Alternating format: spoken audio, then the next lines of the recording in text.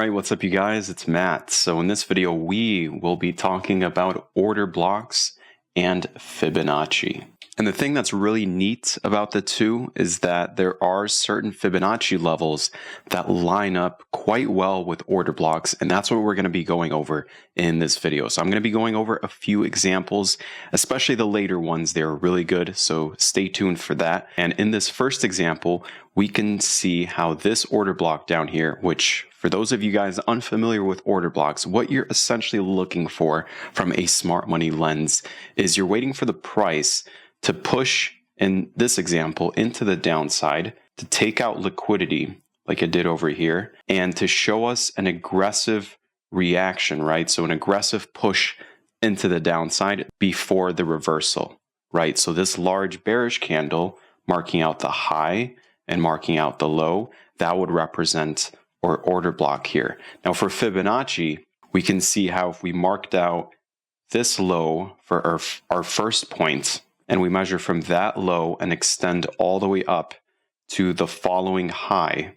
So you're essentially looking at this giant impulsive wave, right? If you connect to these 2 points, you're going to be given these levels. And notice how in this case, this Fibonacci, or I should say this order block, lines up, the bottom of it lines up with the 78.6, and the midpoint of this order block lines up between the 61.8 and the 70.7. So this doesn't always line up perfectly, but in this case, we can see that once the price created this order block and then it consolidated and then pushed down, we wicked right below the 61.8. So honestly, the 61.8 and the 70.7 levels are levels that I typically look for if I'm marking out an order block, that usually when they get retested, the price reacts pretty quickly and pushes away from it. We can see that once again, we have, in this case, it's another bullish example. When the price pushed down, it created this large bearish block, right? So the last significant down move before the reversal that also took out liquidity here. If we measure this out, which I drew with this green zone over here, and we extend it to the right, we could see that the price pretty much perfectly tapped into the 70.7 level. But here's the thing, right?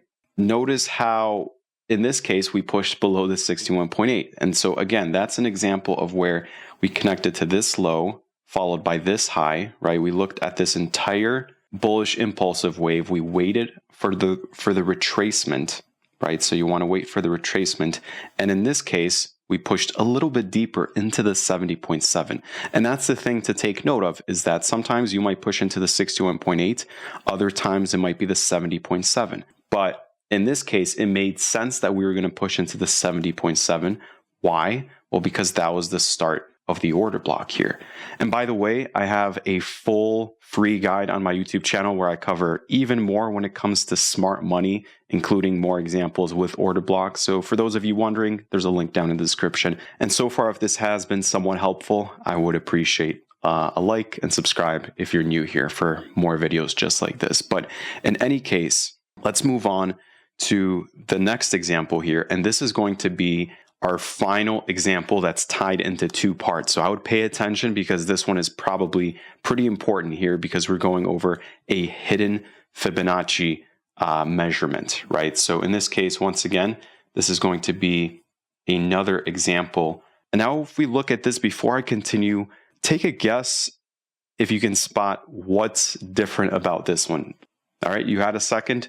This is what's different about this one, right? And I find this to be pretty interesting. I mean, you pretty much have to reverse engineer to spot this, but when you do spot it, sometimes it's like, whoa, that's crazy. And that's an order block that initially fails, right? After it created a higher high, we push down. You have your break of structure here. It fails, then it flips, right? And the reason why this is important in this example is because notice where I connected these Fibonacci levels. I did not connect to this high up here, even though you technically could do that, which is why I said this is 2 parts, right? In this example, we can see that I am connecting to this high, and then I'm connecting down to this low. And you have your typical measurement, right? 0.1, 0.2, and then the price pulls back into the 50 level. But in this case, it's only the 50 Fibonacci level. And it still does line up technically with this breaker here. Look what's interesting about this, right? I connected first to the low, or pretty much the start of the breaker here to the left. So before this significant break of structure and displacement, I connected to that point first, and then I connected to this low second, right? So I technically drew my Fibonacci levels not across this entire bearish impulsive wave, but I actually connected it only from this high down to this low. So that's why the 100 level starts over there. We pushed and pulled back and wicked right into the 70.7 level. Again, in this case, back in the day, that was the optimal trade entry. It's basically just the midpoint between the 78.6 and the 61.8. But look at this, right?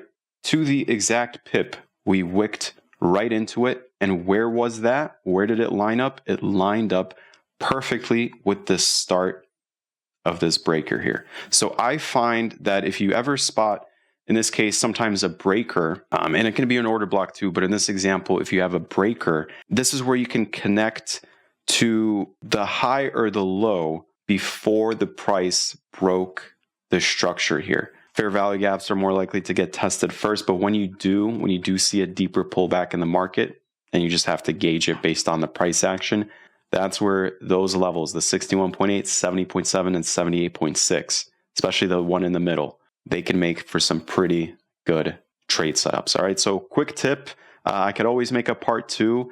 If you guys would like to see that, let me know down below. Hopefully this helped, and yeah, I hope you have a good day.